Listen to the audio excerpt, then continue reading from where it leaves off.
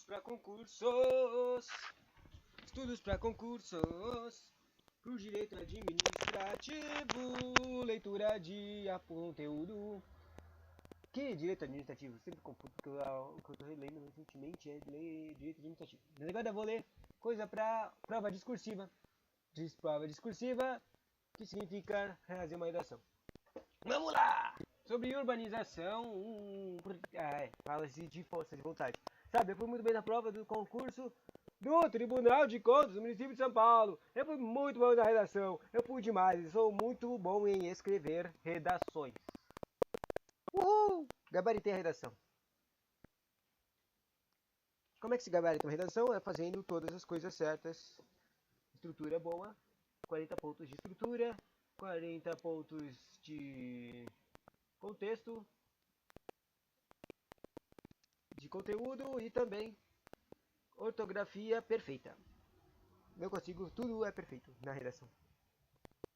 Agora vamos falar de conteúdos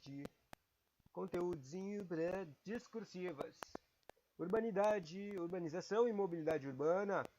Urbanização pode se separar em carinhas tipo direito à cidade, segregação socioespacial, mobilidade urbana, centrificação, cidades globais e esporte e reabilitação urbana. E como sempre, com base que os professores falam toda hora para fazer redação, é propor uma solução social para o treco, como se fosse o Enemzinho. O Enemzinho sempre tem que escrever uma solução social, certo? Daí, basicamente, todas essas coisas que eu acabei de falar têm um lado muito ruim. Uma perspectiva muito bosta. Agora, deixa eu dar uma olhada aqui no texto, só de olho, de relance, para ver se eu consigo pensar em algumas perguntas para entrar em contexto enquanto eu leio e melhorar o cérebro. Filósofo Aristóteles, o ser humano é um animal político social, há uma relação intrínseca entre políticas urbanas e cidadania e, por conseguinte, a qualidade de vida das pessoas. Loucão, né? Aristóteles, primeira Revolução Industrial, Revolução Francesa, ONU, 7 bilhões de habitantes do planeta, terceira Conferência Mundial da ONU, de Desenvolvimento Urbano Sustentável, direito à cidade. Além disso, o acesso aos bens patrimoniais, turísticos e culturais da cidade, ficando distantes dos bairros periféricos, o que perde direito à cidade, segregação socioespacial, gentrificação, condomínios fechados, famoso. Gentrificação daí esclarece o que é, Chapadão, Juiz de Fora, minha cidade de Juiz de Fora, Dom Bosco, Shopping Center, condomínios fechados, pedete, isso aqui eu não sei o que é, não. Desafios de urbanização, econômicos, ambientais e sociais. Quais serão os desafios da urbanização? Cidades globais, Tóquio, Nova York, Londres, São Paulo, Rio de Janeiro. Complexos financeiros e serviços, principalmente consultoria especializada, tecnológico e cultural, que influenciam outras cidades. Santa Ana, Campinas, Estados Unidos. Copenhagen, Dinamarca. Songdo, Coreia do Sul. Interessante, né? Manuel Castells, as cidades globais tendem a resolver problemas econômicos e socioculturais de maneira muito mais efetiva. Esporte e habilitação urbana. Anthony Giddens, não sei o que é esse cara. Principais leis que norteiam as políticas urbanas, isso parece ser interessante saber. Daí tem tipo, aqui comenta do Estatuto da Cidade, o plano diretor e a lei do uso e ocupação do solo. Provavelmente não vai ter nenhum conteúdo sobre essas leizinhas. Legal, né? Depois tem o conteúdo de mobilidade, uma separação do conteúdo mais de mobilidade urbana. O que eu faço?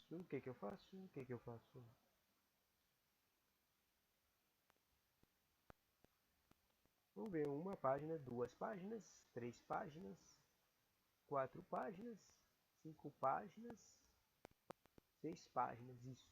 Tem 6 páginas de urbanização e mobilidade urbana. Vamos lá. Os temas urbanização e mobilidade urbana são complementares. Primeiro vamos analisar o processo de urbanização e depois vamos focar na mobilidade urbana. Ambos temas já apareceram em várias provas discursivas, portanto todo cuidado é pouco. O filósofo Aristóteles conferia à cidade certo destaque em suas reflexões. Para ele não era possível pensar o pensar. O ser humano deslocado, dissociado da ideia da cidade, lembrando que para esse filósofo o ser humano é um animal político e social. Isto é, vive em sociedade e estabelece relações entre si. Em sua etimologia, cidade vem de polis, que está associada à ideia de política e cidadania. Ora, então já podemos estabelecer um pressuposto importante. Qual seria? Ou seja, há uma relação intrínseca entre políticas urbanas e cidadania. E, por conseguinte, a qualidade de vida das pessoas. Cidade, contigo, cidade e cidadania e vida das pessoas. Uhul. Sei lá, cara. Daí, continuando.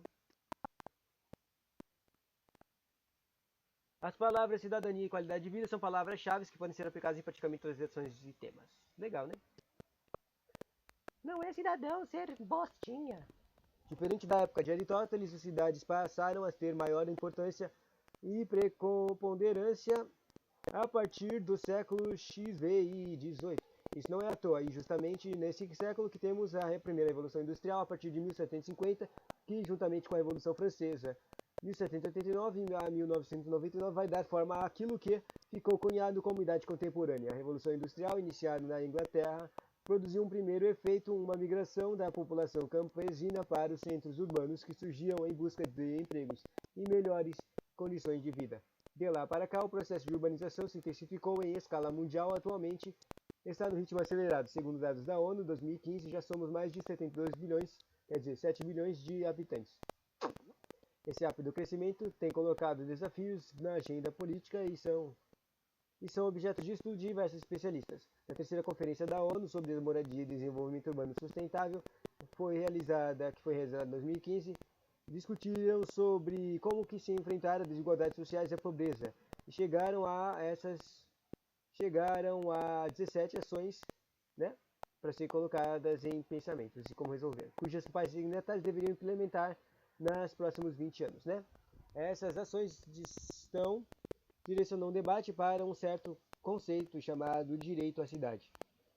A expressão de direito à cidade precisa aparecer na sua redação por ser o tema de urbanização e mobilidade urbana. Bom, quando falamos em direito à cidade, isso quer dizer que é preciso pensar como garantir à população uma melhor qualidade de vida por meio de apropriação da riqueza gerada nos bens e serviços produzidos, acesso aos bens patrimônios e culturais. Essa preocupação advém do fato de que, cada vez que a sociedade está desigual nos aspectos econômicos, simbólicos e culturais, poucas pessoas conseguem se apropriar desses direitos, o que leva a uma segregação socioespacial intensificada pelo aceleramento da urbanização. O impacto de segregação socioespacial é visível principalmente na vida daquelas pessoas da camada popular que habitam regiões periféricas da cidade e precisam, por exemplo, fazer grandes deslocamentos para trabalhar e estudar, perdendo tempo considerável do seu dia a dia. Ademais, aumento dos custos e piores condições na qualidade de vida.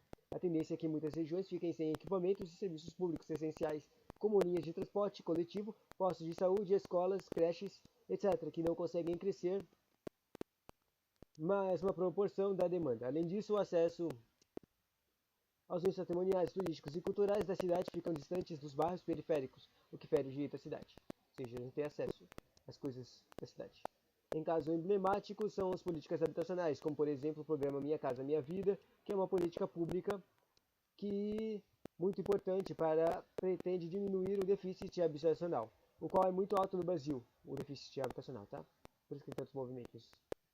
Segundo dados recentes da Fundação João Pinheiros, há um déficit de mais de 6 milhões de residências. Claro que esse, com certeza, essa é uma pesquisa de 2019, tá? Esses números podem ter aumentado. Por outro lado, as construções de Minha Casa Minha Vida, tem muitas coisas de construções de projetos da Minha Casa Minha Vida que os caras constroem as coisas, mas ninguém mora lá, né? Ou seja, eram só projetos de roubar dinheiro do povo. Continuando. São realizados geralmente em bairros mais distantes do centro da cidade e não há um planejamento prévio dos municípios sem ofertar as regiões que receberão ou recebem o programa mencionado. Os serviços públicos, assim, nestas regiões, a população carece de escolas, creches próximas e residência. Muitas vezes não há postos de saúde, e o que faz com que se recorra a outros bairros, congestionando a rede de atendimento e os horários das linhas do transporte coletivo são precários, e a segurança dos moradores se torna também uma problemática. Muitos conjuntos habitacionais são invadidos e viraram pontos de tráfico de drogas. Outros dos efeitos da segregação socioespacial são a gentrificação e a construção de condomínios fechados que atendem à demanda de segurança da classe média tradicional e da elite econômica. Agora tem aqui a explicação do que é a gentrificação.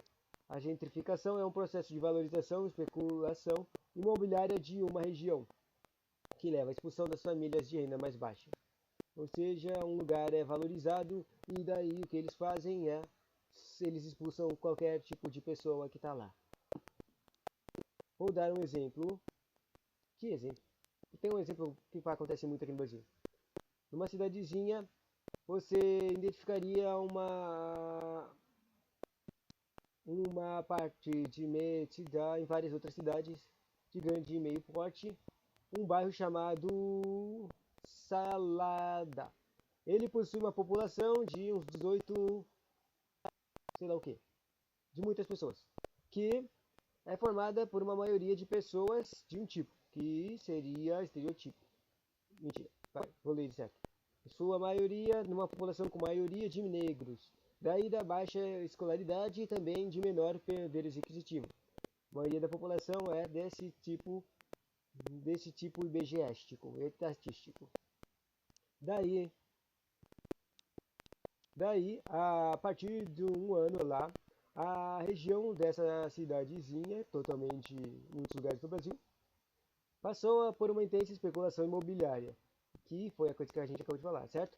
Daí ela teve um marco a instalação de um shopping center e a retirada de seus espaços de lazer dos moradores. Ou seja, para os ricos foi criado um lugar tirando os lugares dos pobres, entendeu?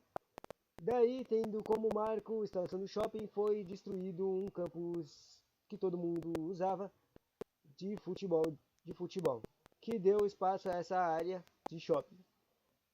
Daí, em seguida, foram construídas outras obras dos tipos hospitais privados, prédios comerciais, hotéis e faculdades particulares, ou seja, vários protecos que não têm, que só pessoas com um poder maior aquisitivo conseguiriam frequentar, e não a maior quantidade da própria população do lugar, entende? Daí, o que aconteceu? Por causa que os colocaram coisas que valem coisa perto, acabou aumentando sendo a valorização dos locais, das habitações e das terras dessas pessoas de baixo poder aquisitivo, entendeu? Daí, os aluguéis aumentaram, o valor o preço dos produtos também aumentaram, e isso acontece o quê? Não tinha como pagar aluguel, não tinha como nem pagar a comida, o produto acabou resultando na expulsão da parte da população do bairro, fazendo com que outra parte literalmente subisse o morro, o que ficou conhecido como um tipo de chapadão. Esta não é redes de esgoto, não é coleta seletiva, muito menos transporte público. Sacou? Foram expulsados. Daí, os condomínios fechados é um termo que tem sido a vedete das construtoras que realizam empreendimentos para a classe A. São formas de isolar determinado espaço de contato exterior violento para garantir a segurança de seus moradores. É comum disponibilizarem dentro dos condomínios uma rede de serviço como segurança privada, academia de ginástica, espaço de lazer, ou seja, uma intensificação de separação de classes sociais ou grupos sociais no espaço geográfico das cidades. Agora, sobre os desafios da urbanização econômicos. Uma vez que há uma migração para os centros urbanos, a economia formal apresenta dificuldades para observar a força de trabalho, o que faz com que pessoas pobres e de menos qualificação encontrem na economia informal sua sobrevivência, isso sem nenhuma garantia trabalhista ou proteção social. Depois, sobre desafios ambientais. A poluição, as constantes congestionamentos, a falta de saneamento básico são problemas dos países menos desenvolvidos economicamente. Como há uma alta taxa de imigração interna, como acontece, por exemplo, no Brasil, as pessoas do norte e nordeste para o sudeste, em busca de melhores condições de vida, somado de outros fatores de exclusão, isso aumenta o quê? Os subnormais, isto é, um processo de fiabilização das áreas sem regulamentação e sem planejamento habitacional e com ausência de serviços básicos, como coleta de lixo, iluminação e saneamento básico. Com o aceleramento da urbanização, os recursos naturais têm sido exauridos e coloca-se em debate a sustentabilidade. A sustentabilidade é essa que, segundo o Bauman, não se preocupa com o meio ambiente em si, mas com a continuidade de uma sociedade capaz de produzir sempre para o consumo. Se você não entendeu, basicamente tem uma superpopulação, por causa que tem tanta pessoa que vem para o sudeste, o Carinhas cria uma superpopulação. Onde é que elas vão morar? Tem que ser criado onde eles vão morar. Só que o problema é que com essa criação é extremamente rápida e não tem como colocar, e também nem o governo quer fazer, colocar os processos habitacionais e serviços básicos para que a vida seja normal, né? Os direitos habitacionais. Então eles começam a cortar um monte de árvore para liberar espaço para construir as casinhas. Daí eles constroem as casinhas, mas daí eles não planejaram nenhuma tipo de saneamento, outras coisas. Daí eles começam a produzir um monte de lixo, entende? Porque não tem o treco de saneamento, entendeu? E os desafios de urbanização sociais têm a ver com a pobreza, que tem sido discutida frequentemente pelos organismos internacionais, uma vez que é um problema crônico do sistema capitalista e de difícil amenização. Os serviços públicos não conseguem satisfazer as demandas para que o atendimento da saúde, emprego e planejamento familiar e educação. Outra característica da nossa atualidade são as megacidades. A população superior a 10 milhões de pessoas e, aliás, 12% da população mundial já vive em megacidade. Exemplos de megacidades brasileiras é o São Paulo e Rio de Janeiro. Outras megacidades em outros países são exemplos como Tóquio, de Japão, Nova York dos Estados Unidos, Londres, que eu não tenho a menor ideia, acho que é França. E são exemplos de megacidades de outros países. Por causa disso, elas também são consideradas como cidades globais. Interessante essa coisa de cidades globais, né? Uma vez que reúnem um complexo financeiro de serviços, principalmente de consultoria especializada, tecnológica e cultural, que influenciam outras cidades. Nessa era de globalização, uma outra preocupação do agente internacional é com a sustentabilidade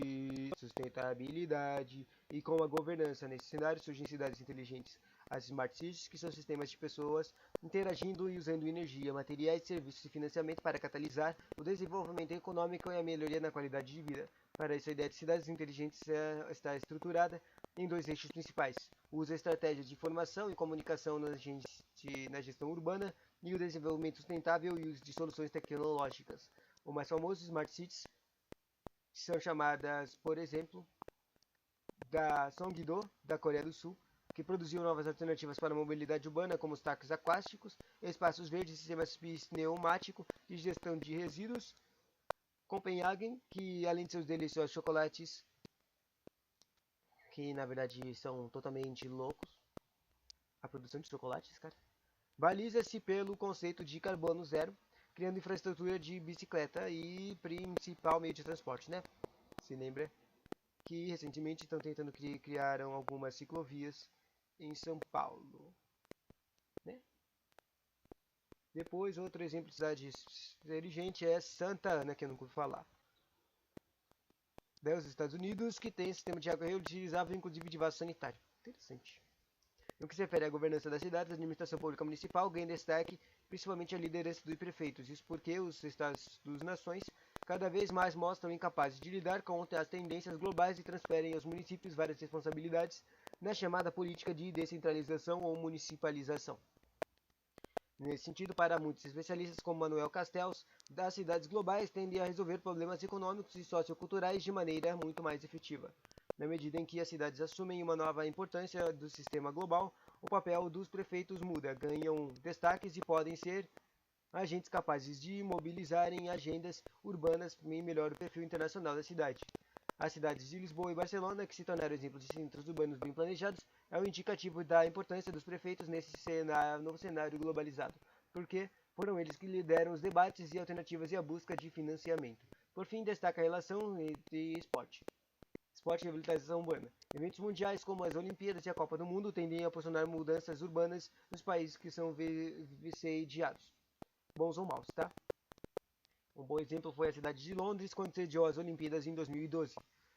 Quando eles fizeram as Olimpíadas, eles conseguiram regenerar em torno de 500 acres de terras em regiões pobres, tipo Zona Leste de Londres, trazendo melhorias de serviço, transporte e empregos. Por outro lado, mesmo que o esporte tende a impulsionar a revitalização urbana, isso nem sempre gera consequências positivas.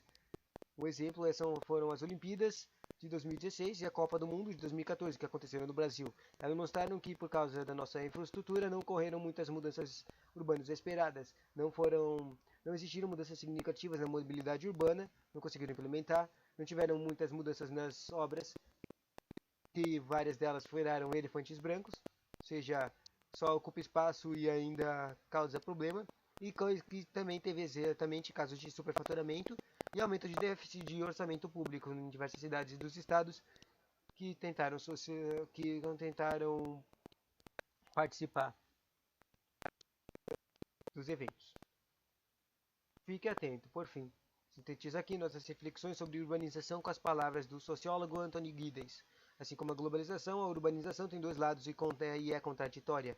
Ela tem efeitos criativos e destrutivos sobre as cidades e, por um lado, permite a concentração de pessoas, bens, serviços e oportunidades, mas ao mesmo tempo fragmenta e enfraquece a coerência dos lugares, tradições e entes existentes. As principais leis que norteiam as políticas urbanas no Brasil, os principais leis que regulamentam a política urbana no Brasil são o Estatuto da Cidade, o Plano Diretor e a Lei de Uso de Ocupação do Solo.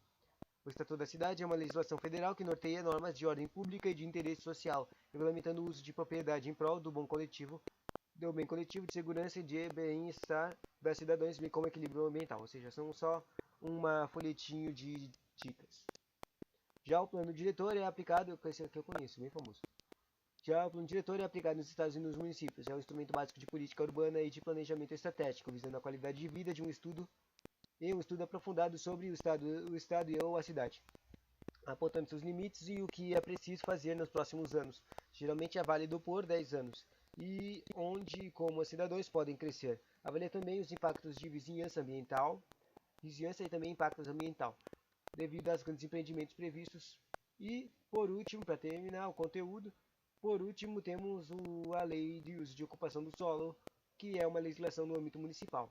Ela precisa seguir os princípios de estatuto de cidade e também estar de acordo com o previsto no plano diretor. Sacou? Tipo, o estatuto da cidade é estadual, o plano diretor é federal, né? Basicamente, estabelece critérios e parâmetros de uso de ocupação do solo, isto é, o que pode ser construído em quais condições e onde, e portanto é uma forma de controlar o crescimento urbano e prever as necessidades de novos equipamentos públicos.